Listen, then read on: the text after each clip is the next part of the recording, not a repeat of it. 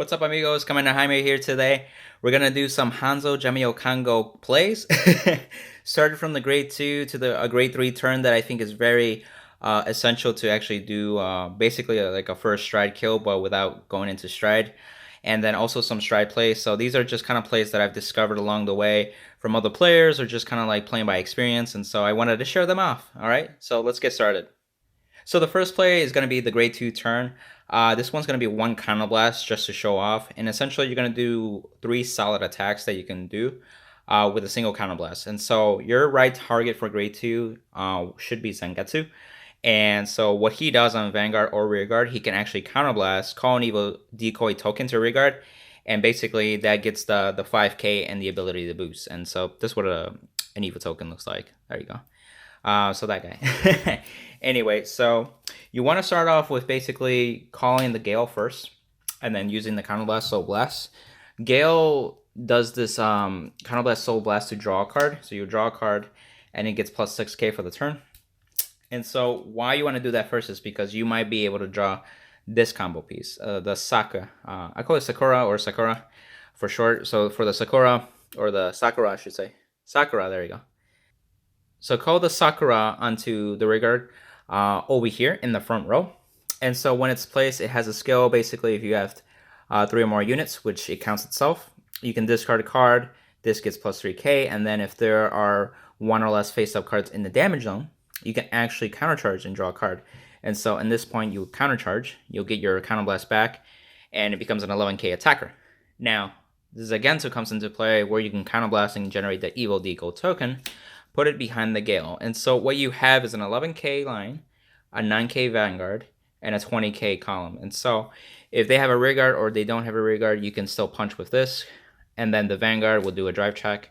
And then, of course, the Gale will do a 20k column. So if they get a trigger and the Gale column is still able to attack, it's still going to hit. So if they're on a 10k Vanguard, like a grade 2, 20k is still going to hit, basically. And then at the end of the turn, this gets swooped up, bounce a card, and this is what your field will look like at the end of it. So you have a token if you want to use for the next grade 3 turn, like a Hanzo play, or if you want to intercept with it just for a defensive play. But now your opponent can't really poke your Rearguards, and so now they're forced you to give you damage. And then, of course, since you bounce the Sakura, you can actually countercharge and then kind of go off from there. To add to this play, if you have the second counterblast, generate the token behind the Vanguard instead. And then when you do the skill again, you can generate the second token and actually put it behind the Gale. What happens is that the plus 5 and the boost stacks each time for every token on the field. So this token becomes a 10k booster, actually. And so you'll have the 11k, then the basically 19k, and then this is 20k. So if they got a trigger on a damage check from this guy can still hit anything that's 9k and below, right, essentially. And then this can hit with 20k as well, and then do the same play where it scoops itself up, this bounces, and now you have 2 tokens that you can work with next turn and do Hanzo plays and stuff like that. So you can go, you can extend this play by an additional counterblast with an additional evil token, essentially. Another grade 2 turn that you can do is that if you have 2 counterblasts, you can do like a double Gale, double Sakura play. And so you can do the first Gale counterblast, Soul Blast, draw 1 card. Do it again with the second Gale. Counterblast, Soul Blast 1, draw a card. This can actually help you get the pieces that you need, like the 2 Sakuras. And so when you call them, you can countercharge and do the filtering, essentially. And then you can use the Counterblast for Zangetsu to generate a token and put it behind the Vanguard. So now you have a full field, and basically this gets 6k from its ult skill. This gets plus 3, so this is 15 and 11k. And you add them together, they're a 26k column. Both sides are like that. The Vanguard is 9 with a plus 5, so it's a 14k line. And so essentially, what you want to do is that you can attack with the Vanguard first. They have to drop a certain amount of shield now to make it a no pass, or they just take it. And if they take it, even if they're like a 10k Vanguard, they're going to be 20. And so when you hit with the 26k line, they're still going to drop like a 10k shield. Or if they didn't get any triggers, they're going to have to drop more to guard it, essentially, right? And so you do that with both Gales, and essentially at the end of the battle that each Gale attacks, they bounce back the boosters. And again, this is your field, and you can use your Sakuras for next turn to countercharge and do shenanigans in that sense too. So another grade 2 turn play is that you can actually do 4 attacks, kind of like Aqua Force. So we're going into Aqua Force mode right now. So you want to have Zangetsu as your Vanguard and 2 Counterblast. Again, it's very good to start off with a Gale, so Counterblast, Soul Blast, draw a card, all that kind of stuff. Then you can call the Sakura to countercharge here, and then essentially now you have 2 free Counterblasts, right? Use Zangetsu to use both Counterblasts, and it doesn't really matter. I suggest putting it behind, basically one behind the Vanguard circle and one in either rearguard circle. The reason is because now you can call this unit, called Akuro, and what he does is that when he's placed on rearguard, you can actually retire 2 grade zeros, which the tokens are. Draw a card, and then of course you can attack with the Vanguard from the back row with a plus 15k power up until the end of the turn. So it becomes a 24k beater, essentially. And so you retire the 2 cards, and you draw a card, and now you have a field that each unit can actually attack if they want. And so if they have a rearguard, this is kind of pretty much ideal, especially if they have a 10k Vanguard and they have a 9k rearguard or something. You can kind of like just basically poke that rearguard with a 9k, get a drive check. You can poke with a Vanguard with an 11k, and then you can poke again with a 15k. And of course, at the end of that battle, bounce this, and then you have the 24k attack still going. And so that's 4 attacks, decent numbers too. What I like about this is because that it's still something that you can put down on the field. You get advantage back. Yes, you use some resources, but again, you bounce back a Sakura. It's not a big deal. So yeah. Oh, and to know, the reason that you want this guy on like the side columns is that if for whatever reason you can't bounce him to reuse him, next turn you can just call him up when you're at a grade 3, and then just he can be a beater essentially, or you can intercept it for later because his skill's on play, so after that he's no use unless you like bounce him to reuse him. So yeah. Now into our grade 3 turns. So this works both in standard and premium. And so basically your opponent would be the one to ride grade 3 first. And once they do their grade 3 turn, it comes back to you. This would be your first ride into grade 3. And so you have 2 options in premium. You either stride or you don't. And then in standard, you have to work with this play. But I wanted to highlight this play because it's very powerful. And honestly, it's probably more powerful than any first stride that you can do with Nubatama. Because right now, Ren cannot be played with Jamyocongo. And so let's just get into it and show you what I mean. So once you ride and you get your protect marker, you want to call Zangetsu. Zangetsu, you want to do the 2 counterblasts to get 2 tokens. And you can put them over here. Doesn't matter for now. Then you can call the Sakura to get your counter charge, right? Now, here's what you want to do. You want to do the Hanzo play to retire the 2 grade zeros. He retires 2 grade zeros, and he gets power 20k until the end of the turn. And then you could also choose any number of rearguards on both players' circles and bounce them. And if your opponent's Vanguard was grade 3 or greater, then they must discard that many cards they returned. So you want to bounce the Sakura. You can leave this Zangetsu on field if you want to. And make sure you bounce everything except for 1 card on their field, so they have 1 remaining rearguard left, and then the discard. So they're losing most of the field except for that 1 card, essentially. Now, you can call the Sakura again, and you get the second counter charge, essentially. So now you're back to 2 free counterblasts that you can use. So for that, you want to do the Zangetsu play to call 2 more tokens. Call them in the same spots is fine. You want to make sure this is open because you're going to call Akura, and he's the one that retires the 2 grade zeros to draw a card, becomes a back row 24k attacker. And now you kind of see where I'm going with this. Basically, you're going to have 4 attacks, but to add spice to it, you're going to have the Goku. I call it Goku, or yeah. It kind of looks like Goku, but it's Goku. Some people call it KFC. But what he does is basically Vanguard or Rearguard. You can Soul Blast 3, so which you would have. Soul Blast 3. And then you did discard the 2 Sentinels. So one of them can be the Protect marker that you got. If you did Protect 1, I recommend Protect 1. And then some PG, essentially. And your opponent has to bounce everything to their hand. Of course, if they have grade 3 or greater, Vanguard. And if they are returned at least 1 card, then they have to do a hard discard 5. So you can basically leave them with very low hand or no hand at all. And so your field looks like at this point, he gets power, of course, so he's 26k on his own. And you could just call a booster just to make this column bigger. And so for essentially, your attacks are 20k and over. So your first attack can be this. 9 plus 11 is the 20k. You can either attack Vanguard or this Akuro second or third. It just depends. Like if they're 4 and you feel like you're gonna rip a crit, you can do the Hanzo. Or if they're at 5, then they have to guard the Hanzo. Hanzo's actually 32k. Do your twin drive. You can attack with Akuro with 24k, and then you got the Koku, 26 plus 8. That's 34k. So these are very big attacks, and you literally wipe their field and you destroy their hand on top of that. So this is actually quote unquote a first stride kill turn without actually striding in the premium format. In standard, this is still very powerful. It's just a really good play. So I just wanted to show it off, and it's pretty simple, straightforward. Just know that you can use 2 counterblast with 1 Sakura. If you have another Sakura, I think you can actually do it with 1 counterblast. But you just kind of have to play with it around essentially. But anyway, next play. Now onto the stride turns. So this one I'm going to use Jamyocongo as a heart.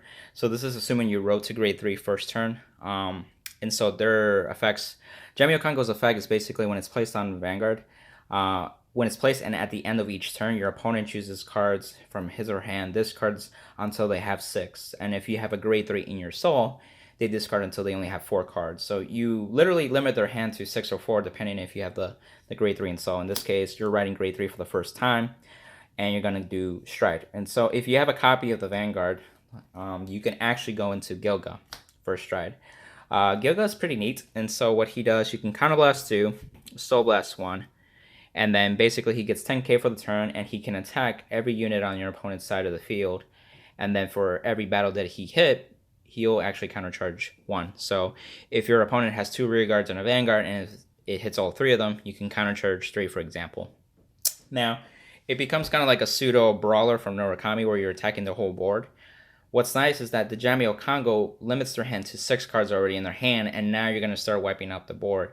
So you may want to consider this card if they have maybe like 3 units on the field or more. This could be a potential, like, what do you call it? It could put you in a position of winning for next stride, basically. Or surviving for next turn and doing the final kill, essentially. So, and then honestly, yeah, it's a very good stride that you could just feel wipe and then just kind of go from there. And because of Jamyocongo, they have a low resource hand that they're less likely to guard their rear guards for them to protect. And again, you want to pair it up with rear guards that you can, just go hand with. So you can call something like this and that, and then just go from there, basically. And then at the end of it, it goes back to the stride zone, and then you can stride for free.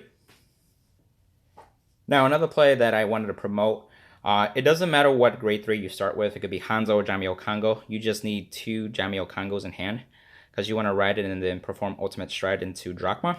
So if you didn't stride the prior turn and you got like 2 heals from dry checking and filtering, because there's cards that filter and there's cards that let you draw like Gale.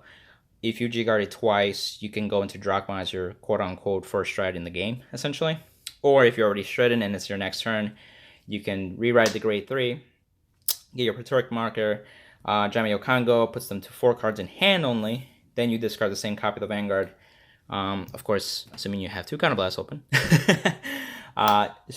Ultimate stride into Drachma. And then, of course, counterblast 2, and Drachma retires their entire board.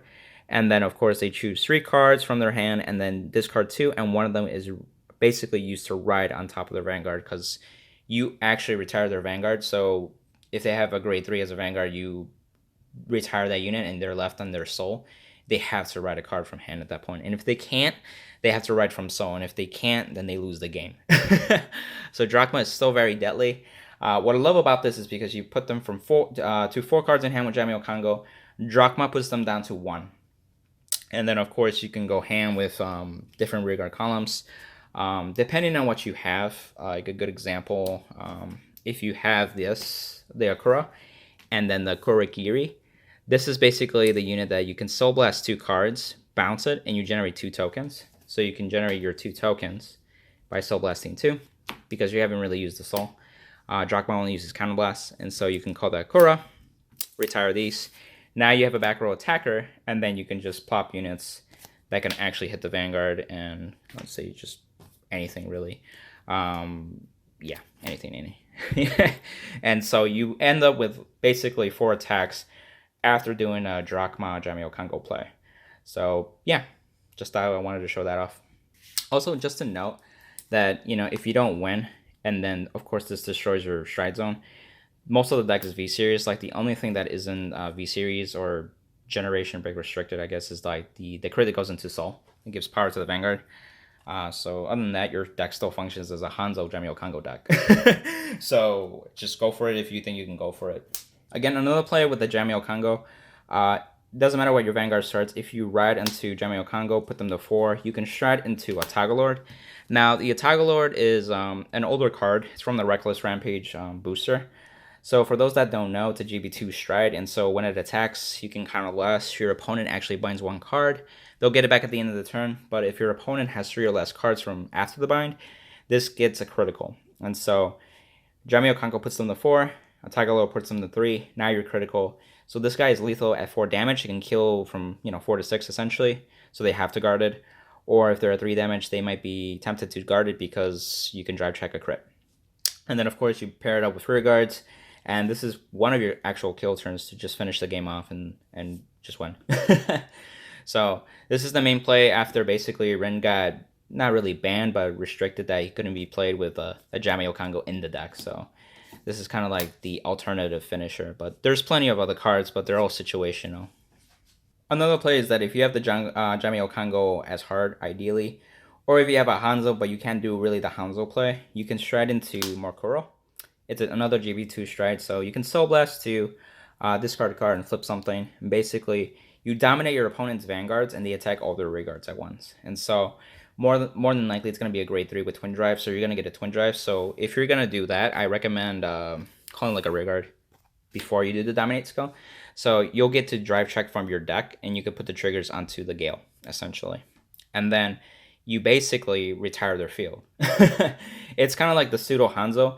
And if you pair it up with the Jamyocongo, just putting them down to 6 cards or even 4 cards, it really hurts them and it puts them in a weird spot, especially if they're, for whatever reason, low damage. Like if they healed back up or you just couldn't push through early on, this is a good mid-game stride that you can dwindle on the resources and not have to worry to actually finish them off this turn, but set up for the next turn where you can actually do the kill turn. So, yeah. Another stride turn is using the Samuraroken. So essentially this card, if you don't have the Jamyocongo available to you, you can do a pseudo Jamyocongo play with Koku going off, but just going into the Sukumoroken. There we go. These names, I swear. The Sukumoroken as a stride. It's a GB2 stride, Counter Blast 2, flip anything. Your opponent basically binds everything except for 4 cards. They'll get those cards back at the end of the turn, but essentially you want to kill them this turn. So they're down to 4 cards, which is essentially what a Jamyocongo does. And then you can pair it off with the Koku with Soul Blast 3, discard 2 Sentinels, and do a hard discard 5. And this is assuming if they have like rear guards. So you gotta make sure you have that. They gotta have at least 1 rear guard so you can do this guy's skill. And then they do a hard discard 5. And if they only have 1 rear guard, they'll go up to 5 cards in hand and they discard all those 5 cards. So they have nothing in hand. And so you can, again, add to it if you have like this as a back row attacker, or you got the Gale to counter, you got this to counter charge and do all that kind of stuff. So it really just depends what you have of resources. You can do a solid 3 attacks, or you can do 4 attacks. You can even do a place where you can do Akuro to, if you have 2 Akuros, you can have potentially 5 attacks. There might be a way you can get 6 attacks, but that's when you have like more resources to extend to and all that kind of stuff. But anyway, that's more on like on a Hanzo turn. But essentially, you're pushing through on this turn, and the Sukumoroken helps with the Goku combo, essentially. And that wraps up this combo video. Again, these are some plays that I've learned from other players, from other videos, and then some of these plays I kind of just came about by just experience as well. And again, I just wanted to share this out. I think Hanzo Jamyocongo is a really good deck. I also think it's a fun deck to play if you like ninjas. I mean, substitution jutsu, I mean, that's got to be from Naruto, right? But anyway, I hope you guys enjoyed the video, and I hope you learned something that might be helpful for you. And also, for those that don't like Nubatama, I hope you've learned what they can do, and you can actually kind of just like hard counter them if you can. So good luck to everybody. Anyway, guys, comment down below, like, share, subscribe, all that kind of stuff. Signing out. Bye.